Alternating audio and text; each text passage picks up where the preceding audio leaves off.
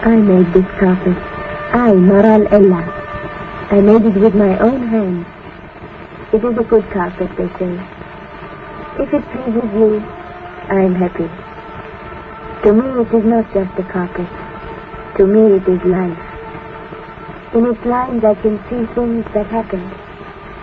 I see them a little blurred because tears come often to my eyes.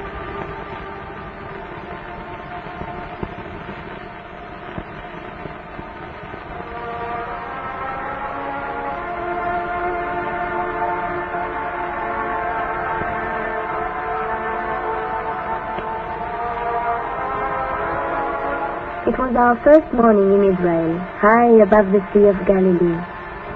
My father and I got up early. I liked to see the sunrise, and besides I had to prepare breakfast. My mother died when I was born.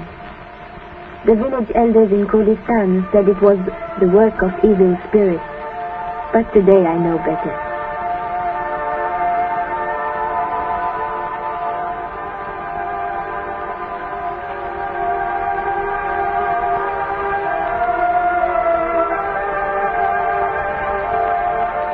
My father is a pious man. He always says his prayers with the first peep of day. That day he was quite confused. In Kurdistan he knew well which way to turn for prayers, always towards Jerusalem. But here it was different. My father prayed with all his heart. Jerusalem was so near, and it was his first prayer in the land of the Jews. Soon my father got work down in the valley, every day to bring him his midday meal. I loved walking slowly back up the hill, fresh with many flowers.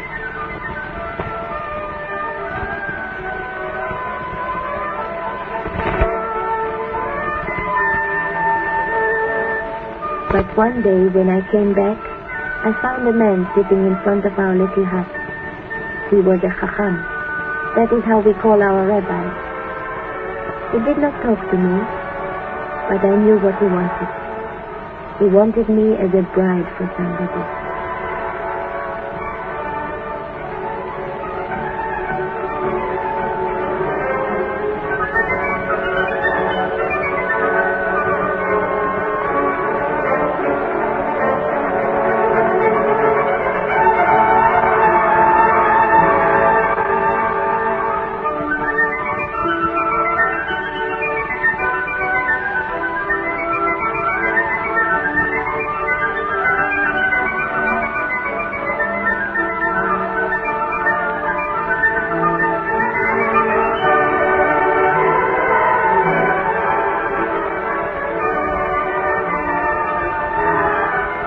I was right.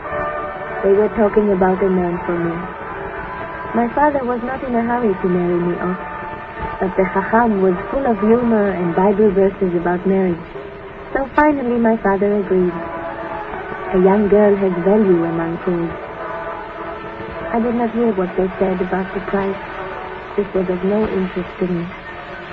I did not know what to think. All I knew was that I was a bride.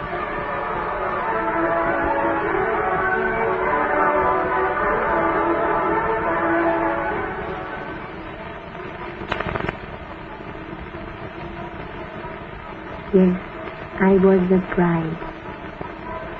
The engagement ceremony was held on a Wednesday as customary, because on this day God made the great two lights, the greater light to rule the day, and the lesser light to rule the night.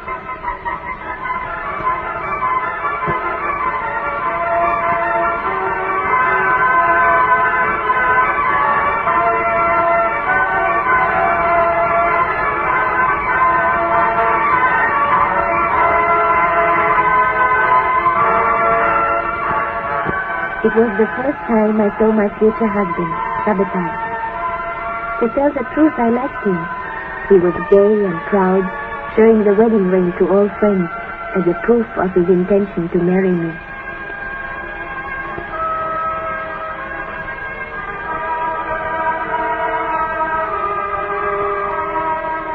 I was very excited. and I hardly felt that he put the ring on my finger and kissed my hand. But I felt the look of his eyes through the veil. I think he did see my face, because he smiled. At Passover, I went to Even Safir, where my husband lived.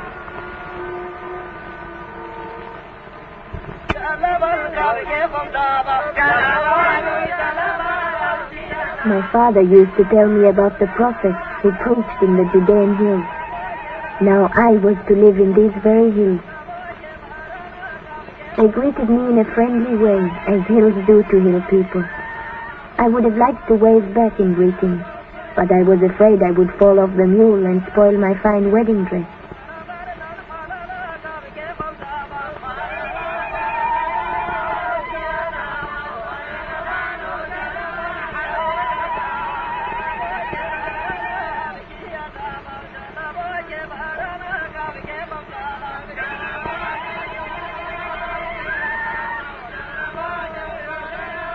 Even Safir.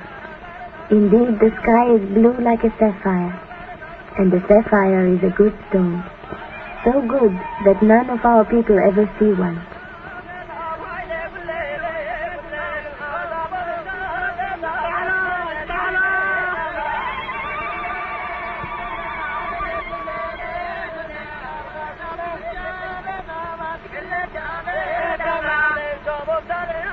Sabbatai waited for me on the roof of our future home. He stamped his foot strongly to show that it was a solid house. Everybody loves the old customs, though the mule did not care too much.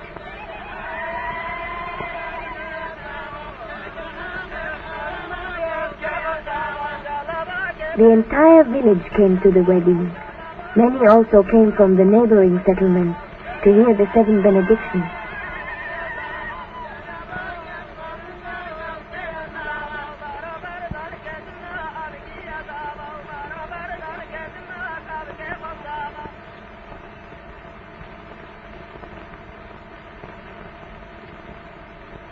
During the ceremony, I noticed that my husband placed his right foot over my left foot, which we believe assures that the man will rule the house.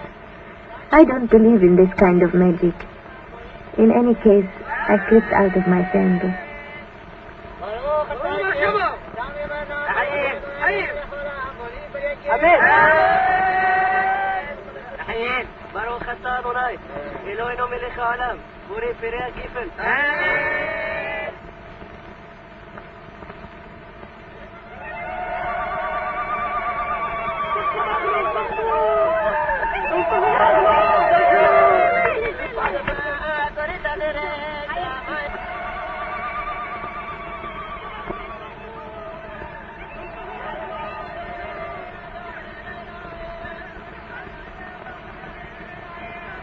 I was a woman now.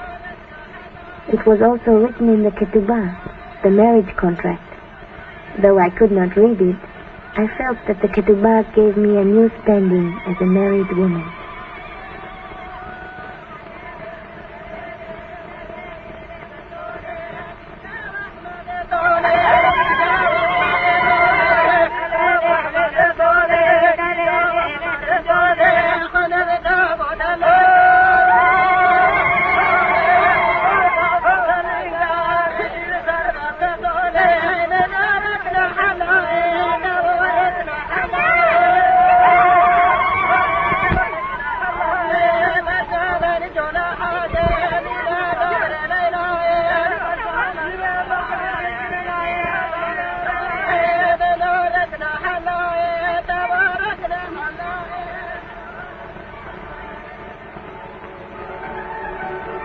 There are no sapphires in Even Safir, but you can find plenty of other stones.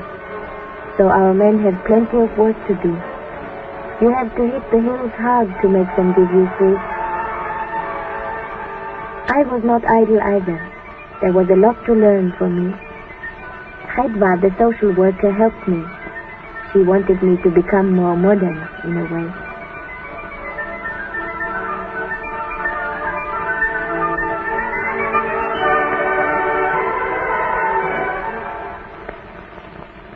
We live near the border. I think everybody in Israel lives near the border, but not everybody has to go out on guard duty. My husband had to go. The man in charge of security in the village thought so. He thought my husband had had enough of a honeymoon, and this night his turn came to go out to guard our village. We Kurds don't know fear. We trust in the Lord. And Shabbatai got a fine new rifle.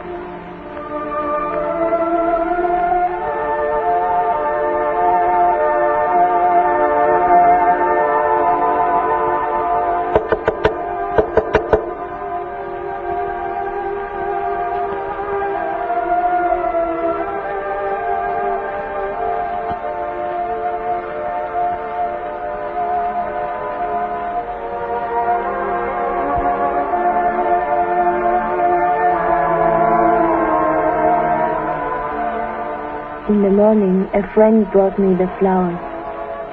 I understood.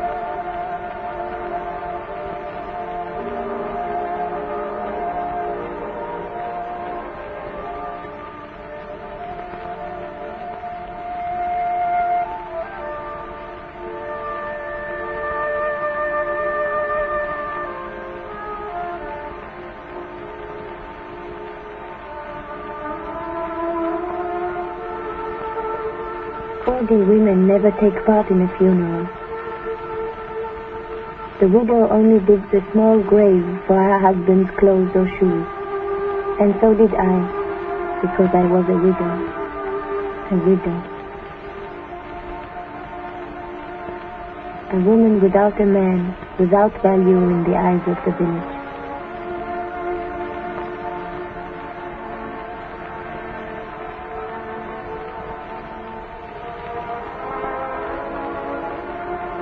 Many people came to comfort me, bringing gifts.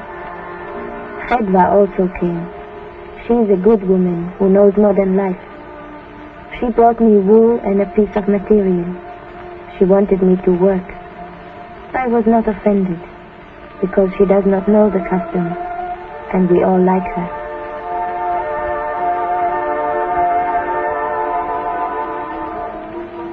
So I began to work. In truth, only my hands worked. The Lord knows they worked well.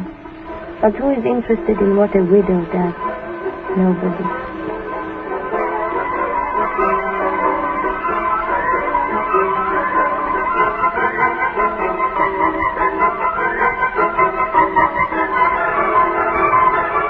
Yet there were people who were interested in my work and in myself.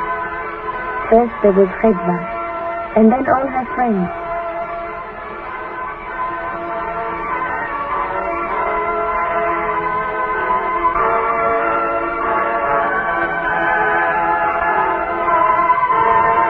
They thought I was very good at stitching and could even become famous in the city. They thought people would like to pay for my work, pay money. More money than a groom would pay for a young bride. Maybe they're right. Everything is different here, even for a widow. I made this carpet. I, Maral Ella. I made it with my own hands.